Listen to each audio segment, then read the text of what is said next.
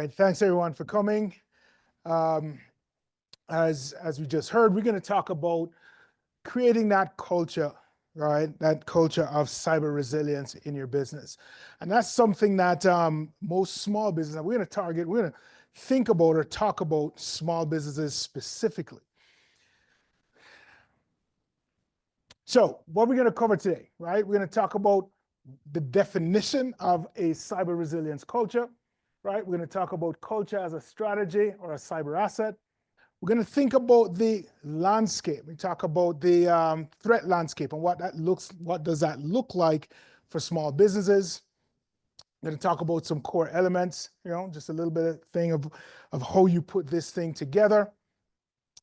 And then finally, we're going to go through 2 case studies that I've shared with you, right? 2 case studies, with respect to when it's done well and when it's not done well. So here's an alarming statistic, 43%. I wanted that to kind of sit in your brains for a bit, okay? 43% of small business, right, have reported data breaches in the past year. Pause for a minute on that and let that digest for a minute, okay? A really, really, staggering number when we think about it. And you think about, small businesses. So let's talk about a definition of cyber resilience. What exactly is that? And I'll just read a quick definition for you, right? It's an organization's ability to anticipate, withstand, respond, and recover from cyber attacks. And we go through that one more time. It's an organization's ability to anticipate, withstand, respond to, and recover from cyber attacks. So let's take a little bit of step back and ask ourselves, what do we mean by culture? Anybody in the room? And just generally, what does culture mean? When you hear that word, what does culture mean? The shared norms of a group of people. Oh my goodness, you just took the definition. Oh, let's give him an A. I know. You passed the Total guy. He's a player. I know. So yes, it's those unwritten rules, right? Unwritten rules about how people behave. And especially, right, we talk about this, it's those smaller things, how people behave, especially when nobody's watching, right? It's that thing across the organization when nobody's watching. Now, I want you to think about that with respect to cybersecurity or respect to cyber resilience in your organization. Again, that shared values, beliefs, behaviors that shape how people act, especially under pressure, okay? We talk about it being the small decisions that employees make, right? Daily. These are the things you do daily. Looking at it through the lens of cybersecurity, right? And I'll say it can be what we call a force multiplier, which means it really strengthens the ability of the organization to withstand threats, or it can be the other way around. Very vulnerable, okay? So we think about in these contexts, right? Do people in your organization, does your employees feel comfortable or responsible for cyber safety? Those are things to ponder. Is it normal to report strange emails or report suspicious activity that you see, okay? Are mistakes, right, used for learning are not blamed? That's pretty significant. Most times employees, when they make a mistake, what is the tendency to do? Reprimand. Reprimand. What else? Cover it up. I'm not going to tell anybody, right? I made a mistake. I won't say anything. Oh, I clicked on this. I wasn't sure. But the culture, right, the environment says, you know what? Let me not say anything. Let me leave it. Okay? So here's the thing. The statement here, when your culture supports awareness, reporting, and shared responsibility, it amplifies the effectiveness of all your security measures. Okay? So what you put into place, right, when your culture supports it, it amplifies those measures that you've put into place. All right, so here's a quick culture check, cybersecurity culture check. Hopefully you can read these slides or read it there. I have A, B, C, D, and E. Read through them, and I'll go through, say, in your organization, are you A, are you B, are you C, D, or E? Take a minute. Let's kind of read through this a little bit. How many A's do we have in the room? A, security is IT's job. It's not mine. And there's no judgment here. It's okay, right? It's okay to say, this is how I actually feel, right? Security, when you think of security, you think it's IT's job. Any A's in the room? No? All right, B's.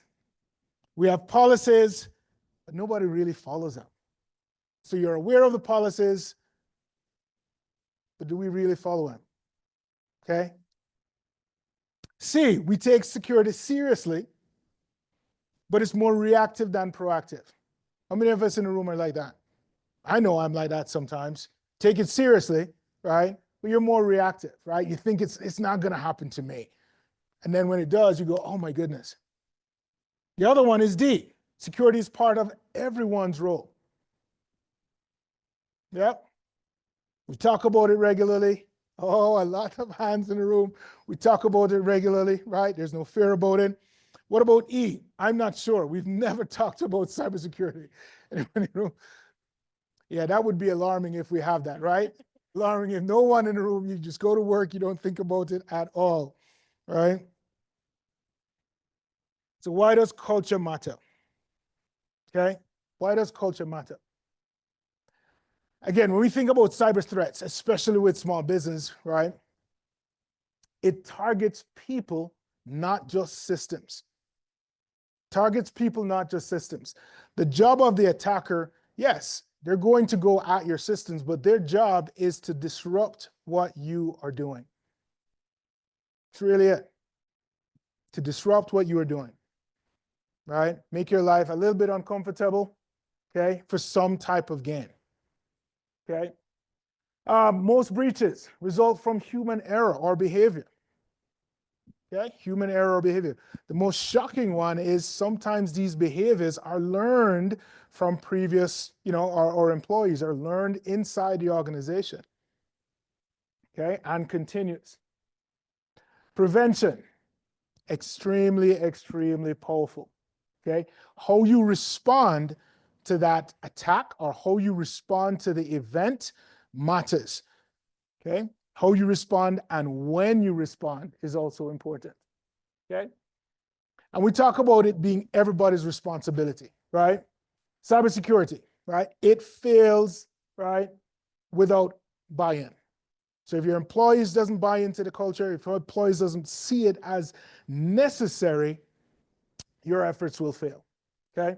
And my last bullet point here, I want to highlight that. A strong culture builds resistance and rapid response, okay? Here we talk about a strong culture, right? Employees aren't just trained, they're empowered. Cybersecurity becomes part of how people work, not just what IT tells you to do. So you think about it, the minute you get into work, you think about what you're doing. Anything you're doing specifically online or even just on your own computers, right? You're actually aware and you're thinking about what you do.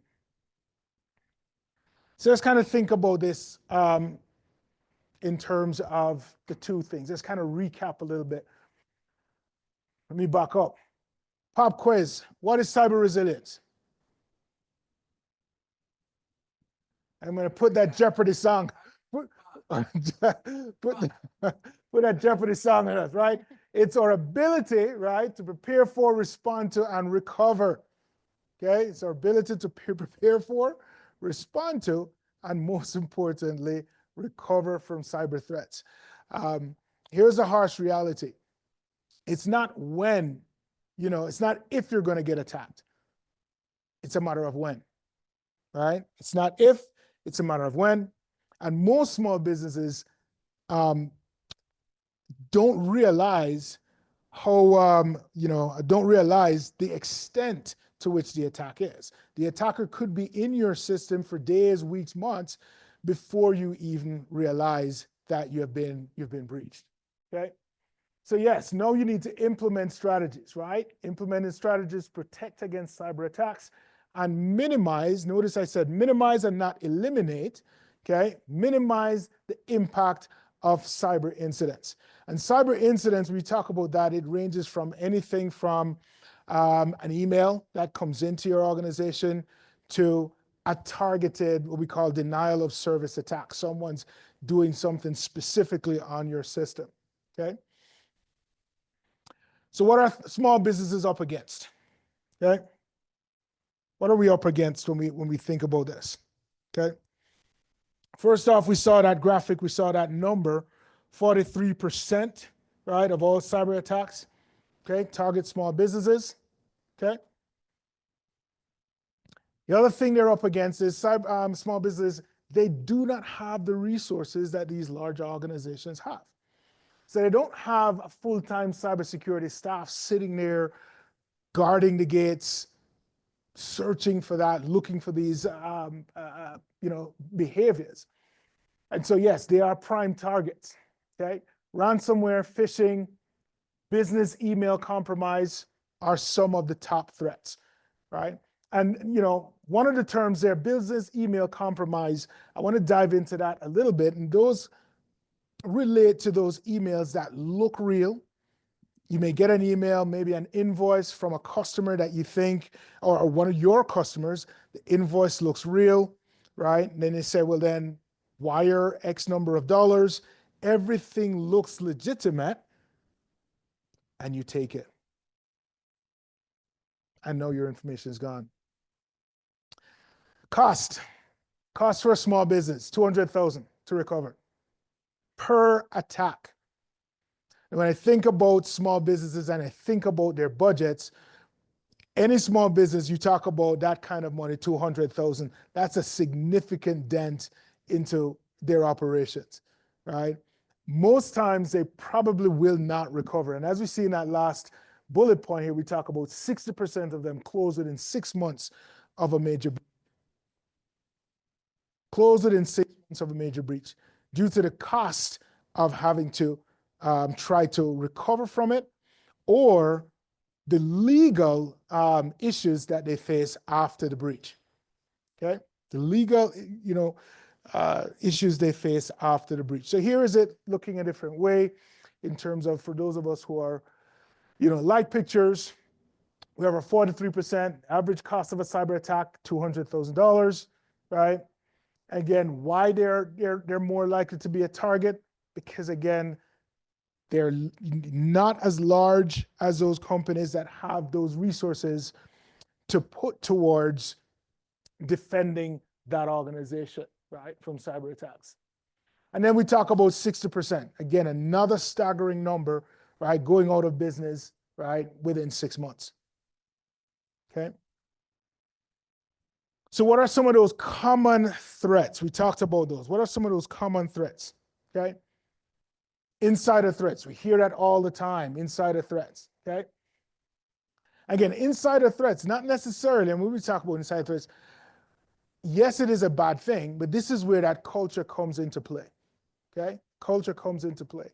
Insider threats, here you have employees unintentionally, okay? Unintentionally, or sometimes maliciously, but unintentionally compromise data, okay? Unintentionally compromise data. And then you have the others, malware, which is very specific, right? Some kind of program that is actually sent and target you. Social engineering, yes, again, another particularly targeted type of attack. And then we have one we call denial of service. And what that is imagine that you have persons wanting to come into this room here. And we have two doors to come in. And what if I've sent so many people to the door that the persons who should be coming in can't get in? That's your denial of service. So they can't get in, but they're stopping others from getting in. So think about a login on your system, and someone keeps logging in, and they do it so many times that legitimate users cannot get that service of logging in. right? So in a nutshell, that's what it is, right? That's what it is. All right, so let's talk about the importance, okay, of Jack, cyber resilience. you have a question? Oh, we have a We question. have a Yep. question. Hold on, Yes, I'm going to no, bring you the feel free microphone. to ask questions. And for everyone, feel free to ask questions. Pause, stop me if there's something we want to talk about. We'll sit and discuss it. This is so interesting, Philip, and I wish I could stay the whole time, but I wanted to ask you, is there insurance for this? Yes, there is, and that's a slide we're going to get to. You should stay to the end because that's at the end. That's at the end. But there are methods that you can put in place in your organization, right, to help you in terms of your strategy. And one part of that strategy is cyber insurance. Okay.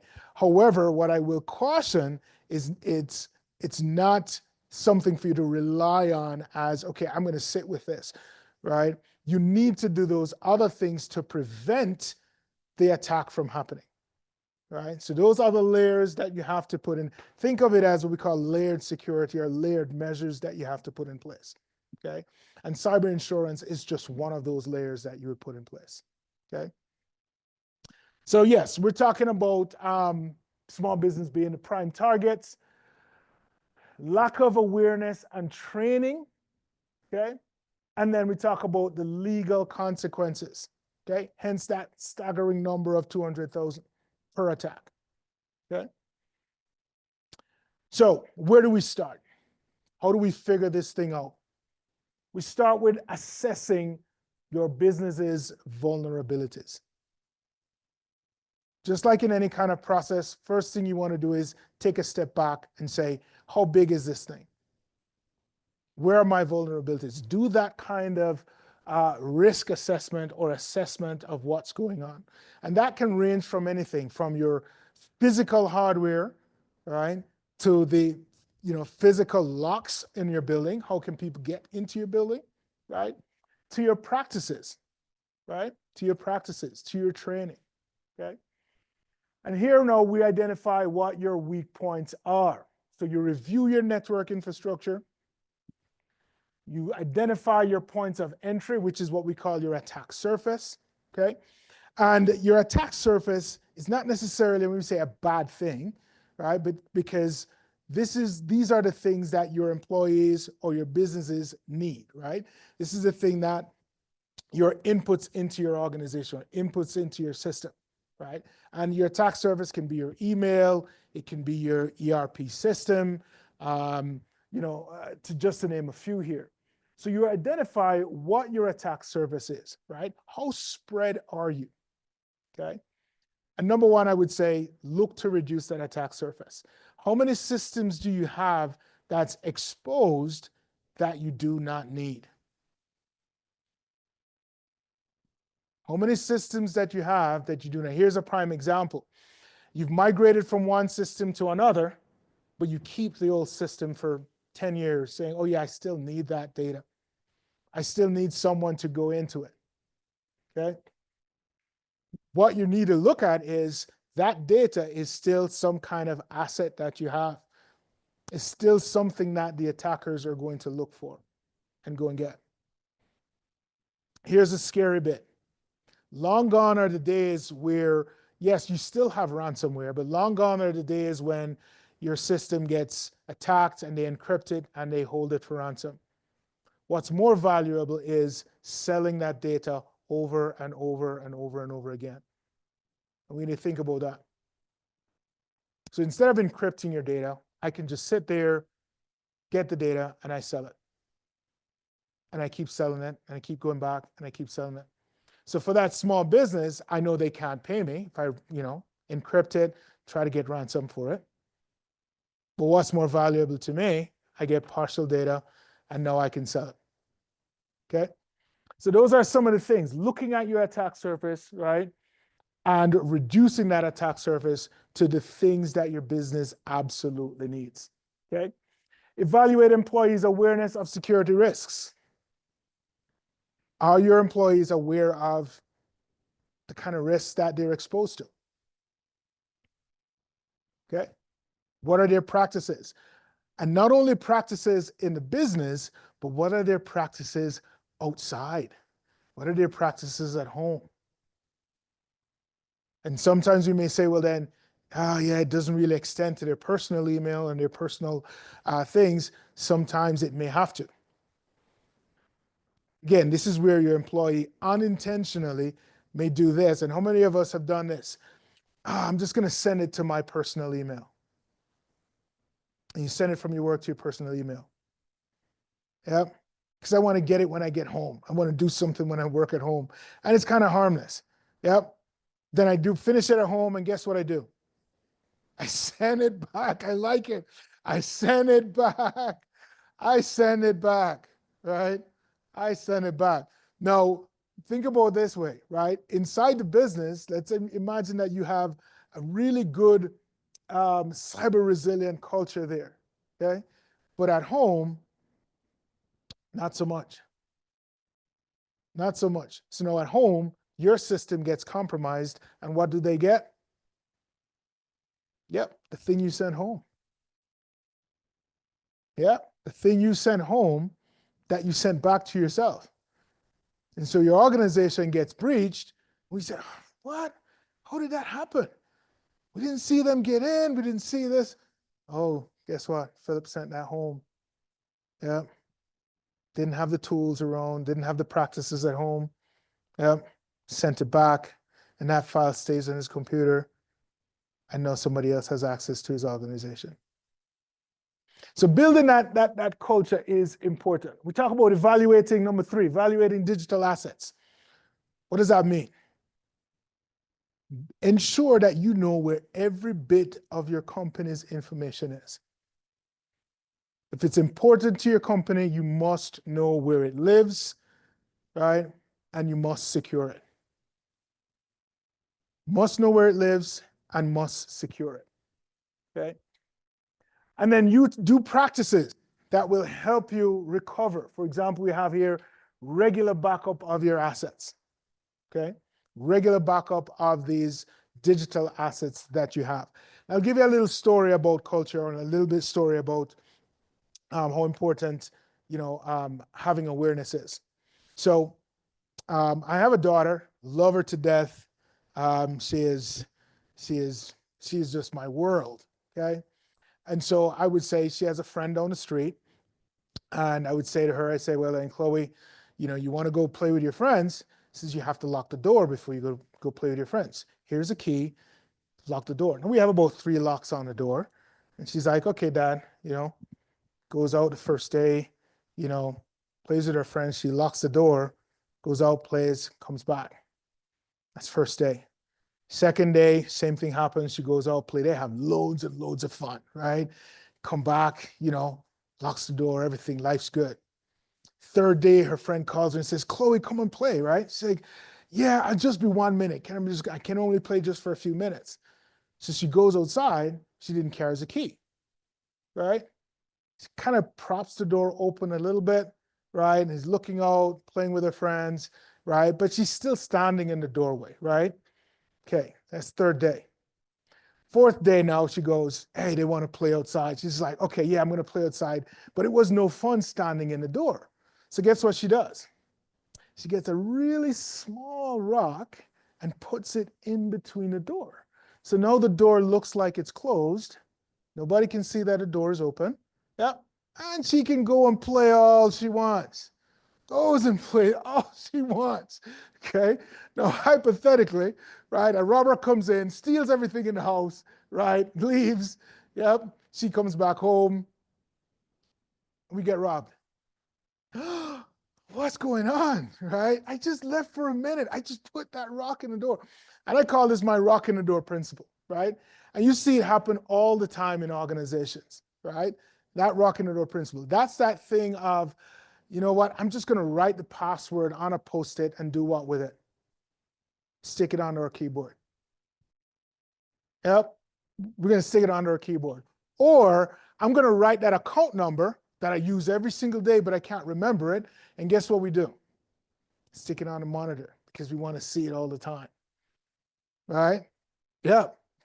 So again, it matters, right? That kind of culture, or having that cyber awareness and cyber resilience culture in your organization definitely matters, okay? So what do we do about it? What do we do about it? First thing, create a resilience plan. And yes, that is a real thing. You have a business plan. You have a plan for almost everything in your organization. Why not have a resilience plan? You sit down, you think through it. How are we going to recover from this? How are we going to respond to this? Yes? Who's responsible? Who are the persons we call first? Okay? So yes, include risk assessment, incident response procedures, and we talk about recovery strategies to ensure business continuity. Again, think of your small business, and imagine that small business cannot operate for a couple of weeks. What do you think that will do to the organization, to that small business? How long do you think they're going to be in business? 30 days, not very long, right? Not very long. And especially if they have competitors who, want the business as well, right? Yeah, their customers will just go to the next person, right? Go to the next business. Secure your IT infrastructure. Extremely important for small businesses, okay? Yes, IT is a huge expense, but it is a necessary expense when you think about the alternative, right? When you think about the alternative. Now, I'll go as far as, when we talk about securing it, we talk about using firewalls, ensuring we have, encryption, right? Make sure you have proper access controls to sensitive data, okay? And I'll kind of segue a little bit to talk about proper access controls. Quite a few small businesses, what they will do is, I need this employee to move from this desk to this desk to this station. How do they solve that, right? I have, two persons, but they need to move around from workstation to workstation or kiosk to kiosk. So what they would do is they create one login, and it is what? Yeah, shared. Yes, it is shared, right? It is shared because they're looking on and going, well, you know what? The time it takes to log out and log back in, the time it takes to log out, I need the customer to be in and out. I need these things to go in. So you really have to think about it. And I think that's where most, if not quite a few small businesses, have a weakness, okay? In the sense of these access controls, they've chosen the easier route, right? Rather than the necessary one that protects their organization, okay? So we talk about, protecting sensitive data from unauthorized access. Again, imagine that employee leaves, right? That shared account still remains there. That shared account still remains there. Somebody else will still know what that account is, okay? Establishing, how do we respond? Response protocols, okay? And then the last one over there, which is probably the most important, right, is incorporate employee training. Incorporate employee training, okay? If they're aware, they're more likely to behave in the way that you're expecting them to, if they're aware. If they're not trained, they will make it up.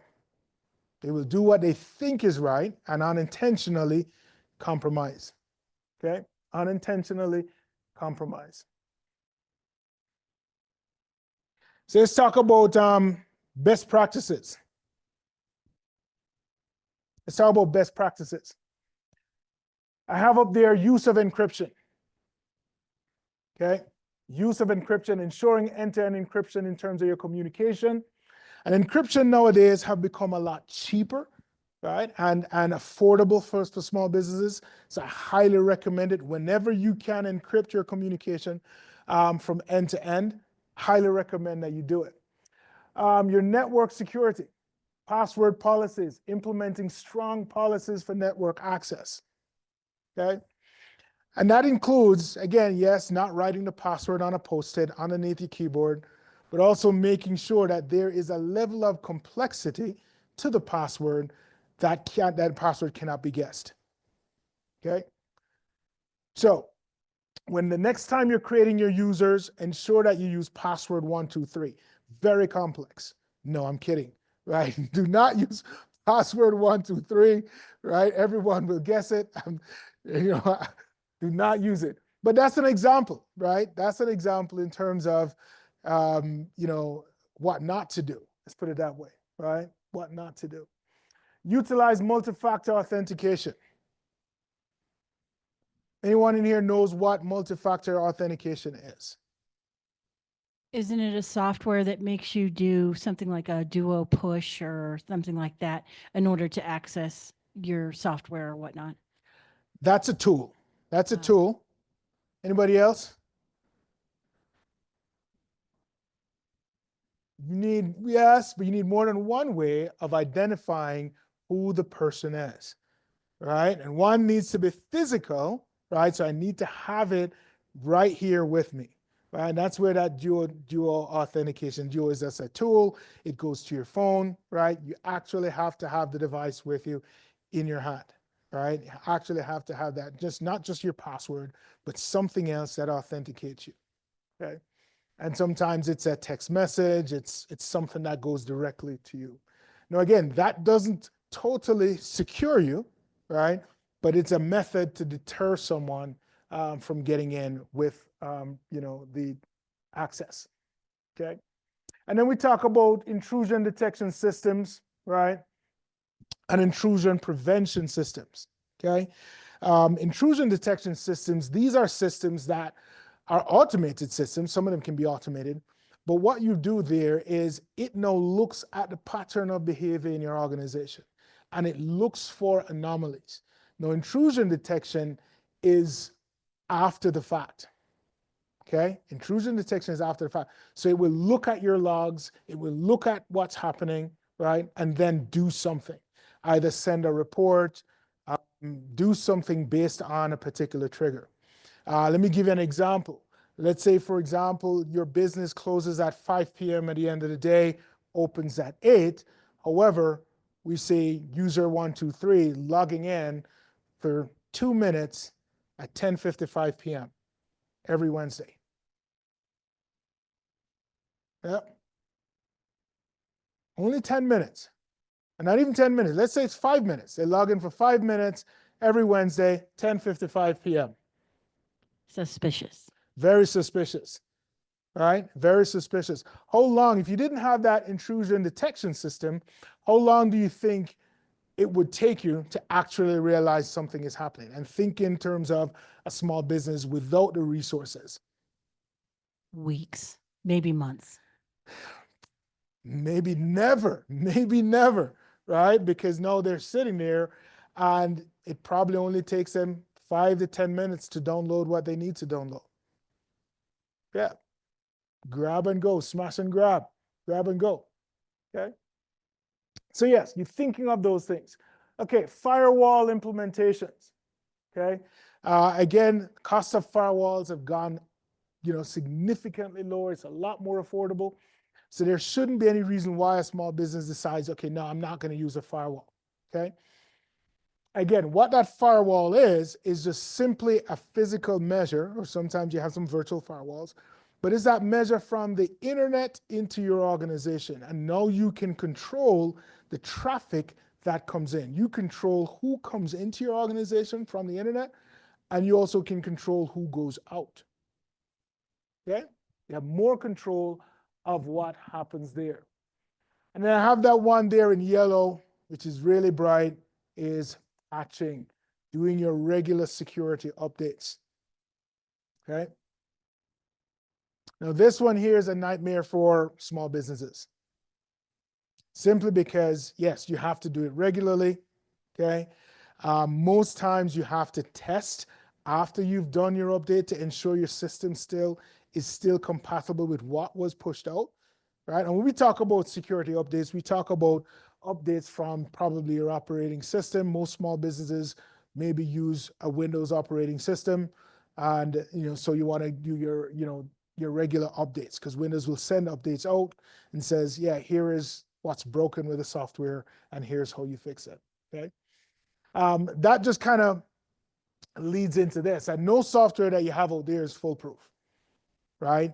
No software that you have out there is totally secure. And so from time to time, yes, your vendor who you buy it from will send an update and says, here's something that we need to fix, right? Here's something we missed.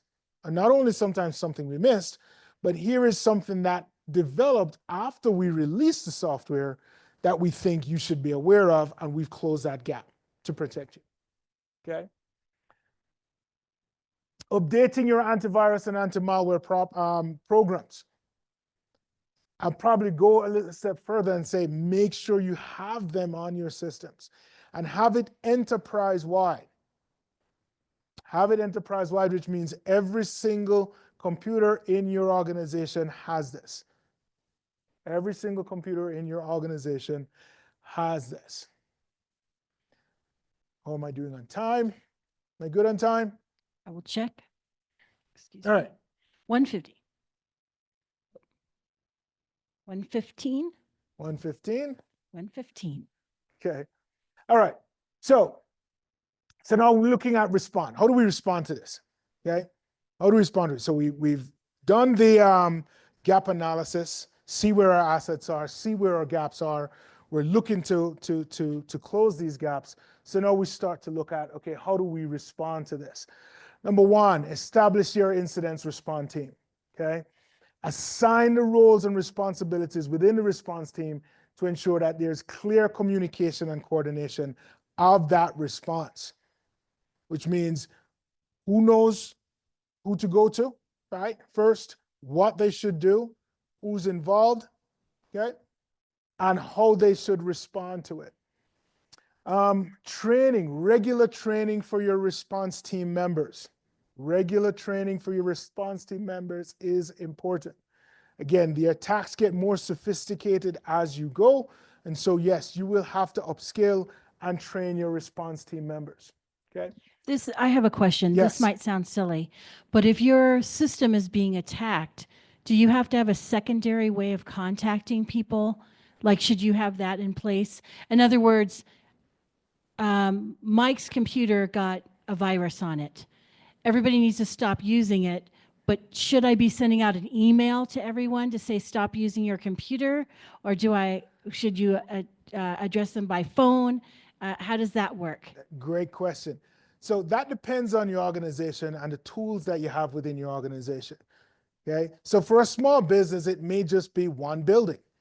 And so it may be easier to go, okay, I noticed something strange on Mike's computer. Let me get up and go get my team together and let's go and assess this. If you're more distributed, now that's a little different. Now you have to look at how do we, and again, that's part of your response plan, how do we communicate with your response team to address the issue, okay? And that may be a phone call, a cell phone call, probably not an email. Most likely it will be phone by phone, right? Most likely it will be by phone, and the team gets together and decides how to respond to the particular attack. First is they'll analyze that attack and try to understand what happened, what is happening. Is it widespread? Is it currently happening? Did it happen already? Right? How do they stymie or cut off or stop the attack from spreading? Yep. So how do they contain this? Yep. And then how do they keep the business going? I guess my question was, if my computer's being attacked, anything I send out to somebody else, they could possibly be attacked as well. Is that correct? That's correct. I would probably say if your computer is being attacked immediately, what was one of the first things you may want to do? Call IT. Turn it off. Turn it off. Turn it off. Turn it off. Okay? Turn it off. Get your incident response team, and they may be, after that, be able to take that particular device. Well, first off is understand that something has happened in the environment. Figure out, okay, what's their response, how widespread it is.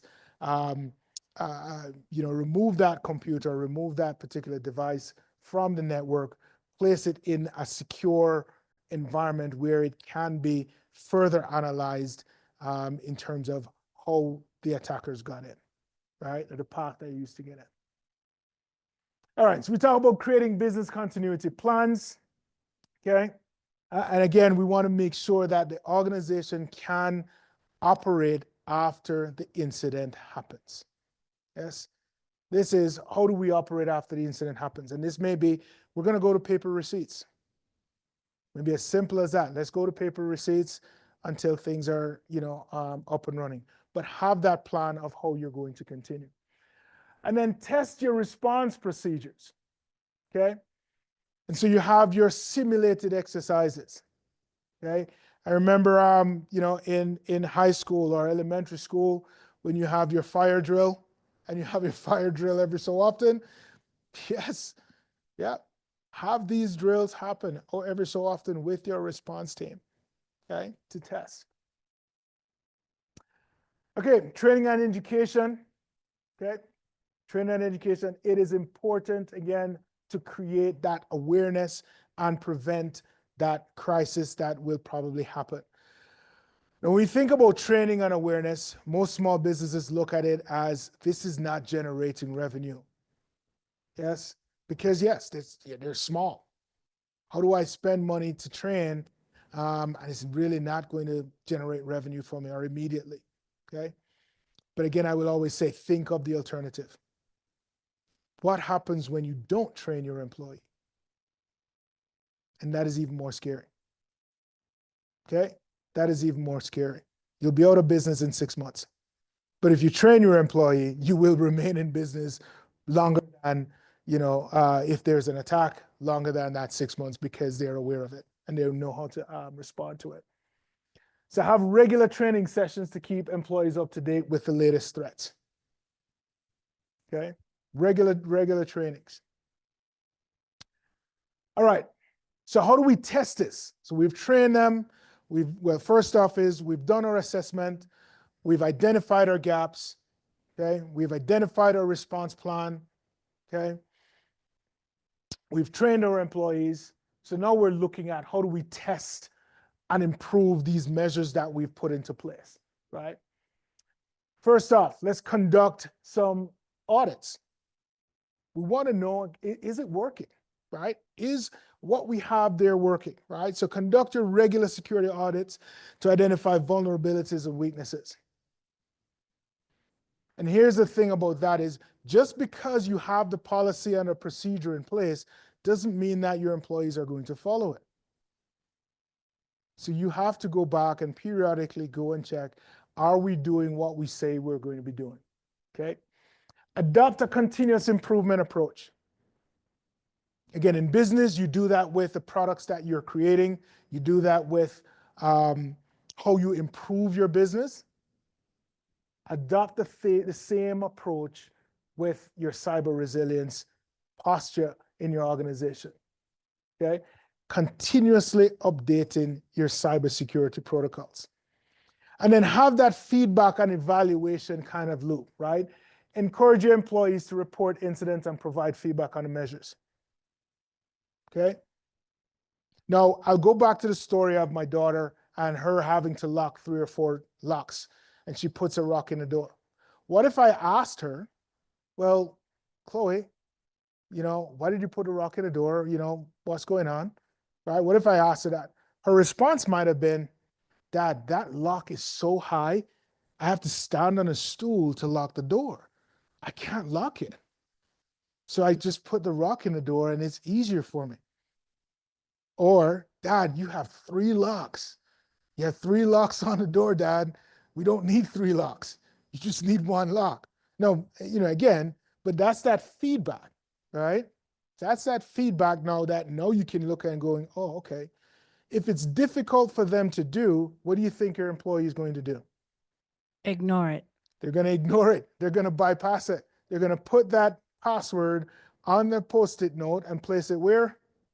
Under their laptop. Under your keyboard, right? They're going to put that sensitive information, stick it, and even use tape to put it on your monitor because they need to remember it every single time they go in, okay?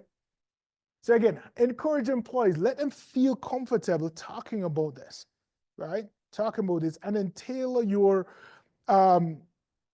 cyber resilience plan around not only ensuring that you protect the data, you protect your digital assets, but also that your employees have buy-in and they understand why.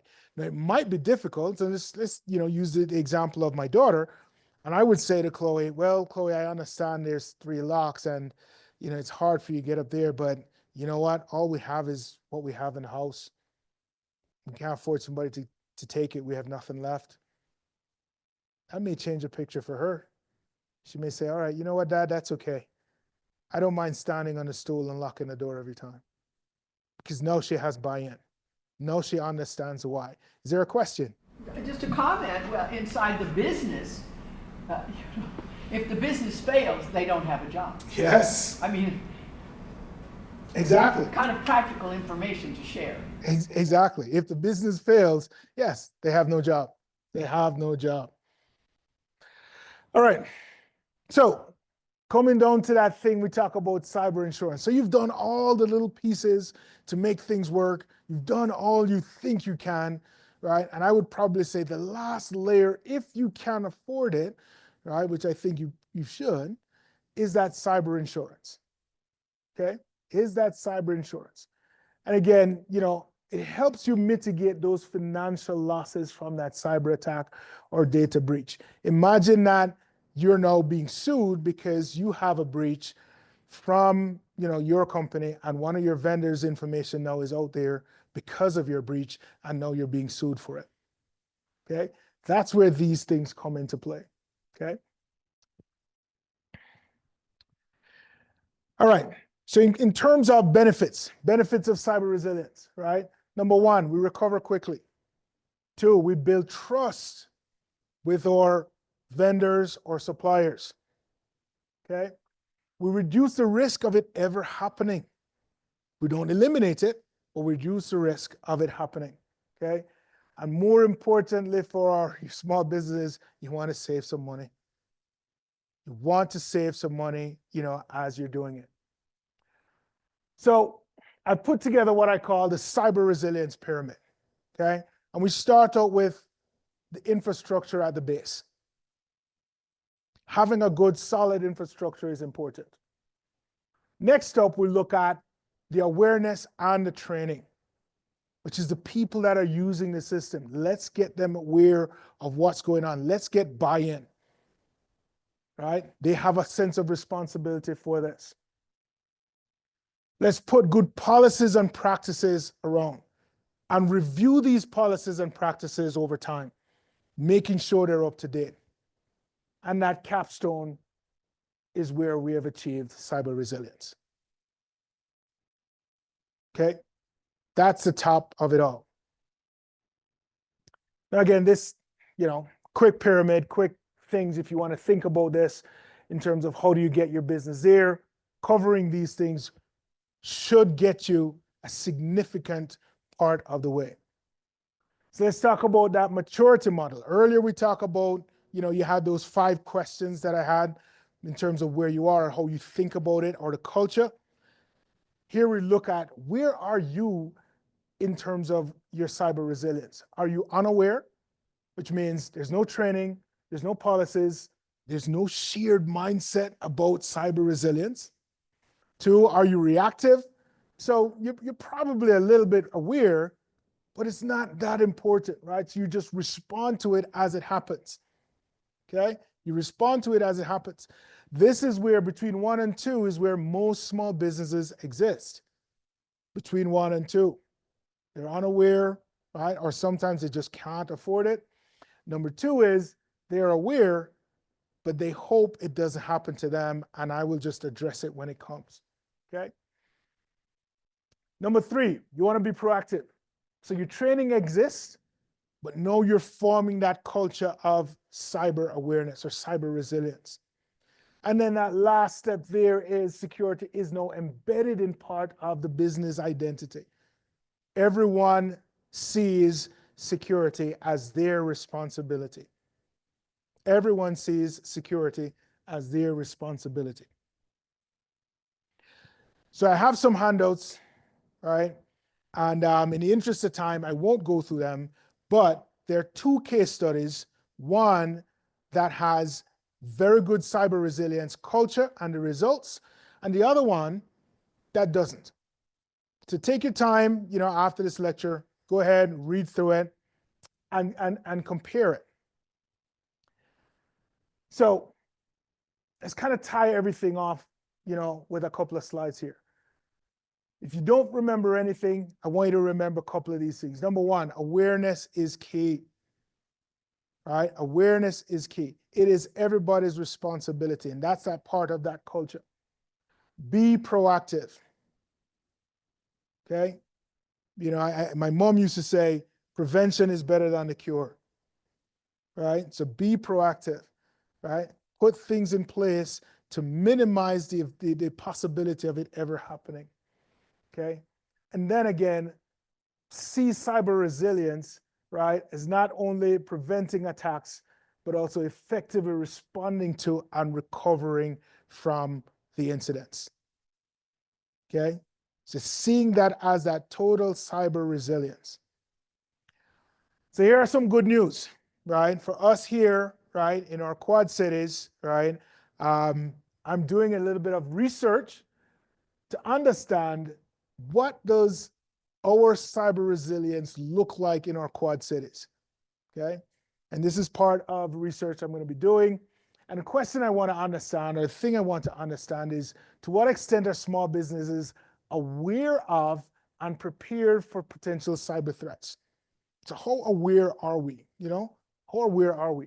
And the second part of it is I want to understand how do factors such as the industry you're in, your company size, and your budget allocation, how do those things influence your cybersecurity readiness, right? Or your cybersecurity culture? So the goal is to share this with everyone once the research is done, and we can see what does this look like in our rural community.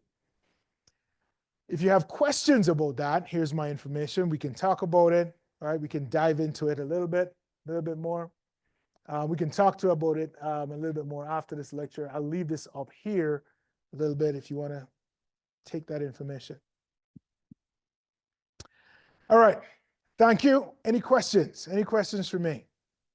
Thank you, Philip. Thank you so much. Thank you, guys. Thank you.